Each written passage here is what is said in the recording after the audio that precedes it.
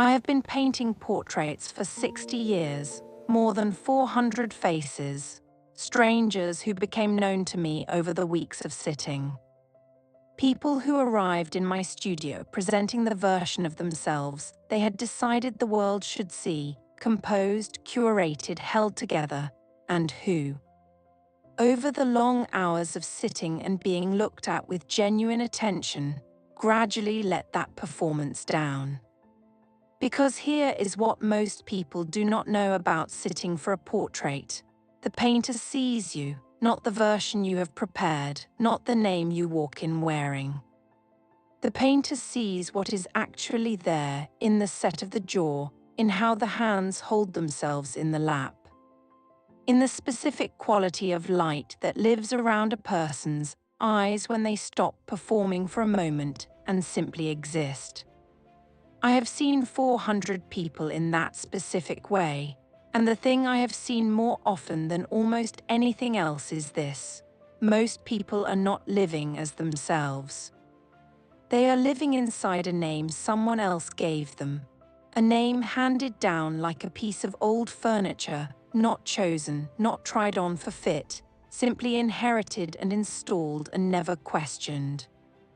The name a parent carved into them before they were old enough to understand what was being written.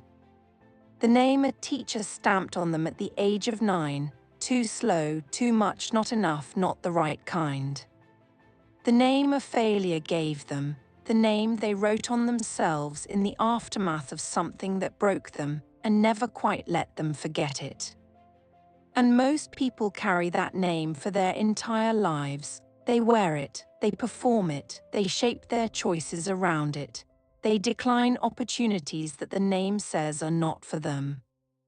They enter rooms at the level the name has assigned them. They love at the depth the name permits. And they grow old inside it slowly, quietly, never quite understanding why a life that looked full from the outside always felt, from the inside, like a garment that did not quite fit. I am 86 years old, and I want to tell you something I wish someone had told me when I was 20, when the names were being written, and I was too young and too frightened to refuse them. The name is not you, it was never you. It was always a story someone else needed to tell about you, for reasons that had everything to do with them and very little to do with the truth of what you are. Let me tell you about Margaret. Margaret came to sit for me when she was 58. She was referred by a friend and arrived at my studio in the particular way that some people arrive at a sitting arranged. Everything about her presented an image that had been carefully managed over decades. Her clothes, her posture, her opening remarks, the controlled warmth of her greeting. She was not performing consciously. She had been performing this version of herself for so long that she had forgotten there was any other. Over the first week of sitting, she talked. People always talk when they are being painted. The attention directed at them loosens something. Margaret talked about her life, her family, her career. And what emerged beneath the arranged surface was the story of a woman who had been told, with remarkable consistency across her whole life, what she was. Her mother had told her she was impractical. Her father had called her dramatic. A teacher who had mattered very much to her had told her at the age of 12 that she was bright but unfocused, a girl of scattered gifts who would need to be very lucky to make anything of herself. A first marriage had ended with her being told that she was too much, too intense, too demanding, too present in a way that exhausted the people around her.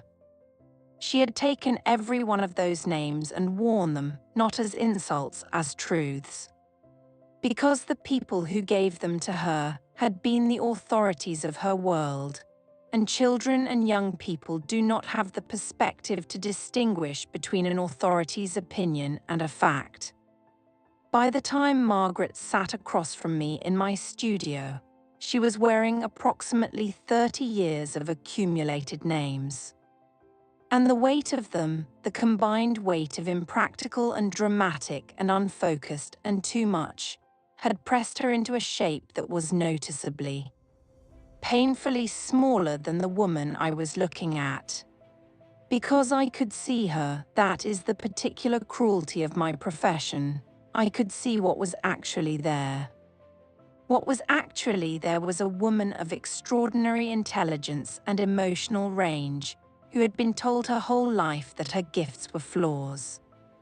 The intensity that her husband had called too much was, in fact, one of the most remarkable qualities of human attention I had seen in 400 subjects. The dramatic streak that her father had mocked was the faculty of someone who felt the world with unusual depth and was not pretending not to. The scattered quality that her teacher had deplored was not inability, it was curiosity, uncontained, reaching in every direction because everything genuinely interested her. None of these were flaws, they were features, extraordinary features, named as problems by people who had found them inconvenient. 6 weeks into the sitting, I turned the painting toward her. She looked at it for a long time without speaking. Then she said, and I have never forgotten this, she said, "Is that actually me?" I said, "Yes." She said, "I don't recognize her." I said, "I know. That is the whole problem." Now, I want to say 3 things, carefully, from 60 years of looking at people truly. First, separate the name from the namer. When you hear the name you have been given, the one that says you are too much, or not enough, or wrong in this specific way, or unsuited to this particular thing, I want you to do something that sounds simple, and is, in fact, one of the most difficult acts of discernment a human being can perform. I want you to look at who gave you that name, not at what they said, at who said it. A parent who called you too sensitive, what was their relationship with their own sensitivity? A teacher who told you that you were not academic, how much time did they spend learning about the specific way your mind worked? Or were they working from the template of the kind of student they found easiest?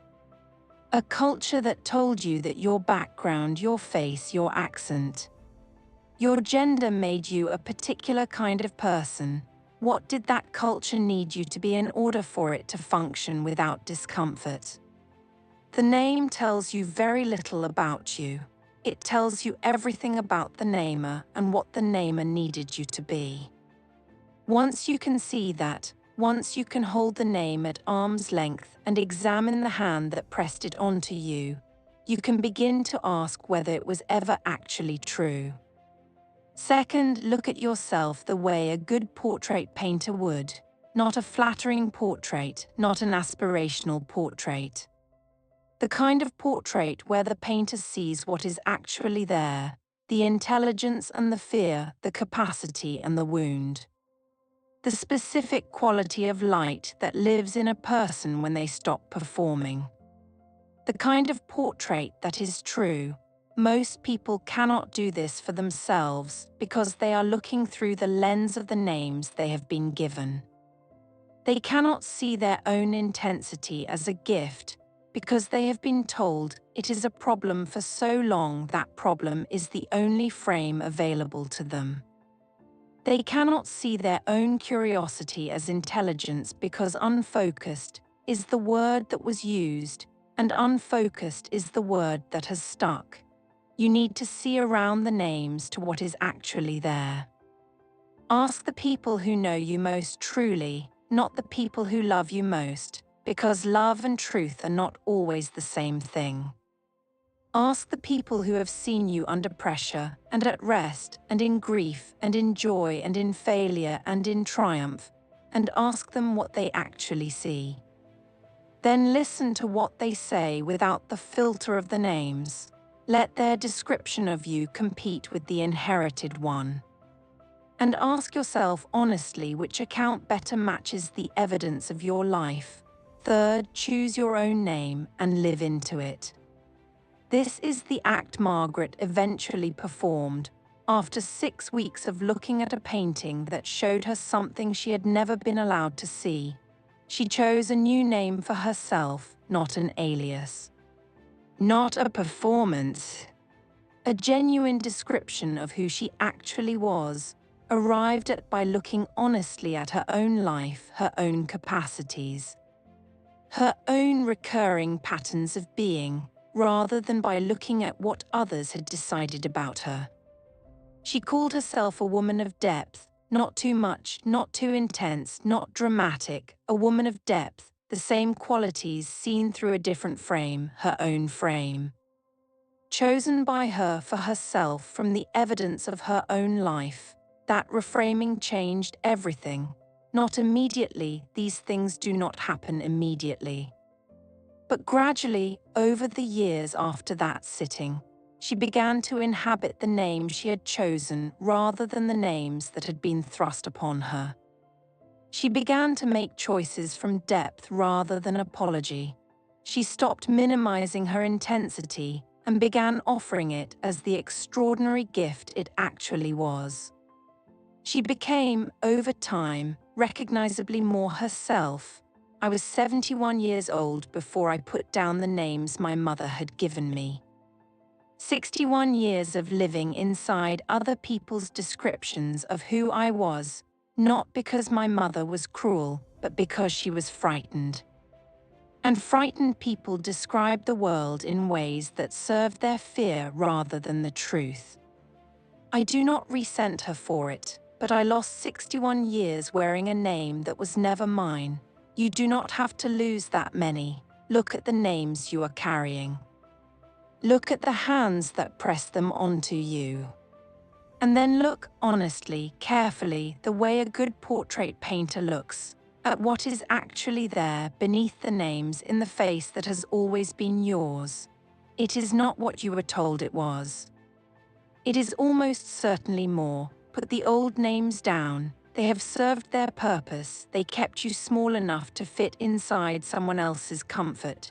You do not need to fit in there anymore.